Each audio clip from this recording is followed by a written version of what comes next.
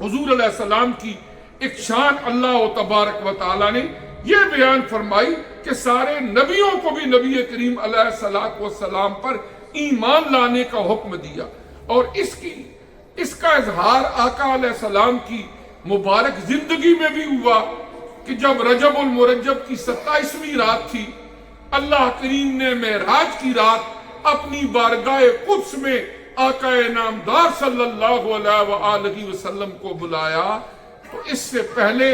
جو سفر معراج کا پہلا مرحلہ تھا، مسجد حرام سے مسجد اقصی تک، جب آپ مسجد اقصی پہنچے، سارے نبی صفے باندھ کے انتظار کر رہے تھے، مقتدی بن کے امام کا انتظار ہو رہا تھا۔ جب آپ تشریف فرما ہوئے، سارے نبیوں کو امامت کروائی، اس لیے آپ کا لقب امام الانبیاء بھی ہے۔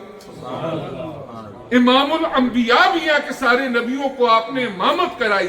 اس لیے کہ اللہ نے عالم ارواح میں آقا علیہ السلام پر ایمان لانے کی ان سارے نبیوں کو تلقین فرما دی۔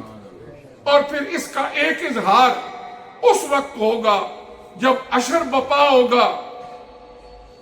سارے انسان اس وقت انتہائی پریشانی کے عالم میں ہوں گے۔ آقا علیہ السلام،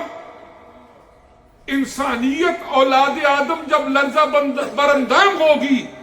آپ کے ہاتھ کے اندر لواء الحمد ہوگا، حمد کا جھنڈا ہوگا، اور آقا علیہ السلام مقام محمود پر فائز ہوں گے، اور وہ اپنے امتیوں کی شفاعت کریں گے۔ آپ شفاعت فرمائیں گے، جبکہ سارے نبی کہیں گے کہ کسی اور کے پاس چلے جاؤ، کسی اور کے پاس چلے جاؤ۔ جب آقا علیہ السلام کے پاس آئیں گے، اللہ آپ کو مقام محمود پر فائز فرمائے گا، لواء الحمد آپ کے ہاتھ میں ہوگا، اور آقا علیہ السلام جب شفاعت فرمائیں گے، اس وقت بھی آقا علیہ السلام کی اس عظمت شان کا اظہار ہوگا، جہاں سارے نبی بھی تشریف فرما ہوں۔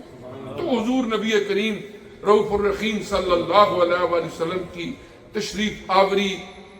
آپ کی خلقت ہو، آپ کی ولادت ہو، آپ کی بعثت ہو، یا آقا علیہ السلام کا وصال مبارک ہو، ہر ایک کی اپنی برکات ہیں۔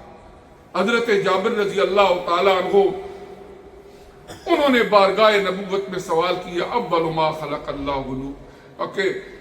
اے پیارے نبی صلی اللہ علیہ وسلم، اللہ تعالیٰ نے سب سے پہلے کس چیز کو پیدا کیا؟ مصنف عبد الرزاق، جو حضرت امام بخاری رحمۃ اللہ علیہ کے استاد ہیں، انہوں نے اپنی مصنف عبد الرزاق کتاب کے اندر بھی باقاعدہ اس حدیث کو ذکر فرمایا ہے کہ حضرت جابر رضی اللہ تعالیٰ عنہ کو حضور علیہ السلام نے جواب دیا، اول ما خلق اللہ نوری، سب سے پہلے اللہ تعالیٰ نے میرے نور کو پیدا فرمایا۔ اور پھر آقا علیہ السلام اس کائنات رنگ بو میں جب تشریف لائے، تو آپ کا دنیا میں تشریف لانا اس کائنات کے لیے بھی باعث رحمت، اور ہم اللہ تعالیٰ کا شکر بھی ادا کرتے ہیں اور دعا بھی کرتے ہیں کہ اللہ تعالیٰ ہمیں حضور علیہ السلام کے لائے ہوئے اس پیغام حق کو سمجھنے کی، اس پر عمل پیرا ہونے کی، اور اپنی عملی زندگیوں کو حضور علیہ السلام کے اسوہ حسنہ میں ڈھالنے کی توفیق ارزانی نصیب فرمائے۔